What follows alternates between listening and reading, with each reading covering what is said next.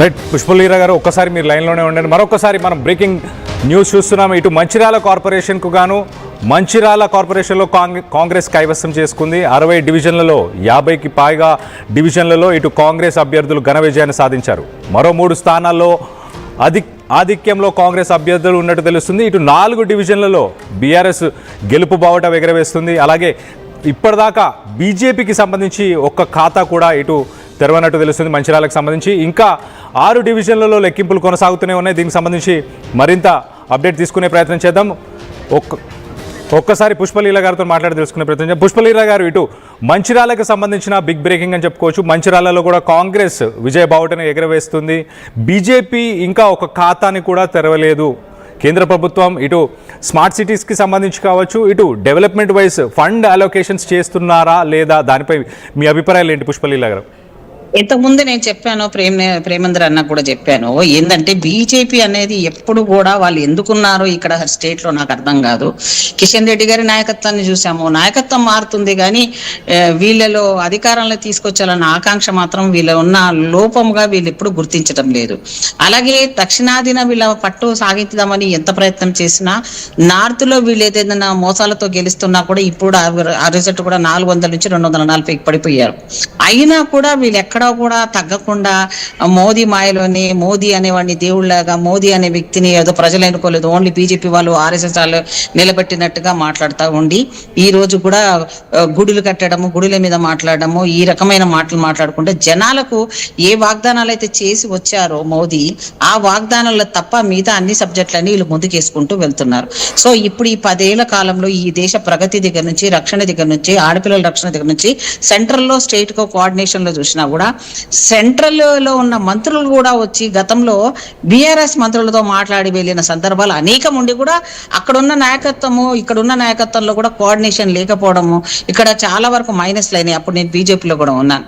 అంటే ఏంటి, వీళ్ళకు స్థిరంగా నాయకత్వాన్ని తీసుకోవడం ఇష్టం ఉండదు వీళ్ళకి. ఎంతసేపు రాష్ట్రం లోపల నాయకత్వాలు అంటే కిషన్ రెడ్డి పోతే ఇంకోటి వస్తాడు, బండి సంజయ్ని ఎలా పడుకోబెట్టాలా, ఆయన వర్గాన్ని ఎట్లా దించేయాలా, లేకపోతే బండి సంజయ్ లేకపోతే ఈటల రాజేంద్రని కొన్ని రోజులు ఆడుకుందామా, లేకపోతే ఈ దాంట్లో పనిచేస్తారు వీళ్ళు. ప్రజలకు కావాల్సిందే. అచ్చా, వీళ్ళు ఇంకో పెద్ద జోక్ చెప్తారు చూడండి.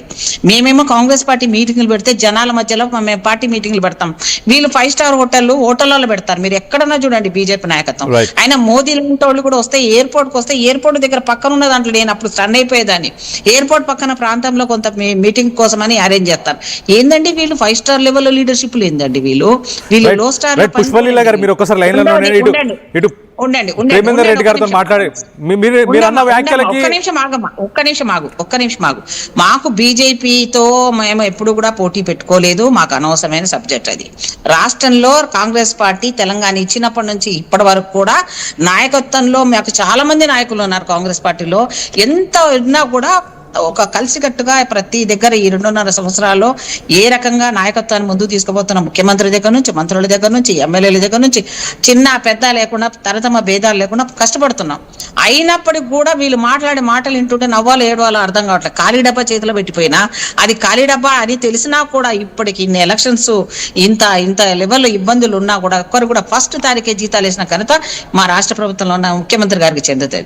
ఈ రోజు వీళ్ళు చెప్పిన వాగ్దానాల్లో కానీ, జాతీయ హోదాలు ఇచ్చడంలో కానీ, ఈ రోజు ప్రాజెక్టుల విషయంలో వీళ్ళు ఫండ్ అలొకేషన్ లో కానీ సెంట్రల్ నుంచి రాకపోవడం బీజేపీని నమ్మడం లేదు జనాలు. ఒక బండి సంజయ్, ఒక కిషన్ రెడ్డి, వీళ్ళందరూ కూడా ఏంటంటే ఎవరి లీడర్షిప్ లో వాళ్ళు గిరిగీసం బతుకుతున్నారు. అందుకే బీజేపీ ఎప్పుడు రాదండి. ఒకటి. రెండోది, మాకు బీఆర్ఎస్ తో పోటీ అంటున్నారు కదా, అసలు మేము పోటీ పడే తత్వం మాది కాదండి. మేము ప్రజల మనసులను ఎదుర్కొని ప్రజలకు ఏం కావాలన్న వాగ్దానాలు ఇచ్చినప్పుడు, ఇంతకుముందు హనుమంతరావు గారు చెప్పినట్టుగా తులం బంగారం ఇస్తా అనేది వాగ్దానం చేయడం జరిగింది. 100% చేస్తాము కూడా ఫ్యూచర్లో. ఇంకా 3 సంవత్సరాలు ఉంది మాకు. కాకపోతే ఇలా బంగారం పెరిగింది కానీ అంత కాకుండా కొంతన్నా ఆడబిడ్డలకు చేయడానికి ముఖ్యమంత్రి గారు ప్రణాళిక రచిస్తున్నారు. కొంత ఇప్పుడే సర్దుబాటు లెవెల్లో కొన్ని జరుగుతూ ఉన్నాయి. కొత్త ప్రాజెక్టులు హైడ్రా లెవెల్లో వీరు, అలాగే రెవెన్యూలో ఉన్న ప్రాబ్లమ్స్ అన్ని కూడా ఛేదించుకుంటూ వెళ్తా ఉన్నాము. వీళ్ళ పార్టీకి ఎవరు చేయలేదండి, బీఆర్ఎస్ పార్టీకి ఎవరు చేయలేదు.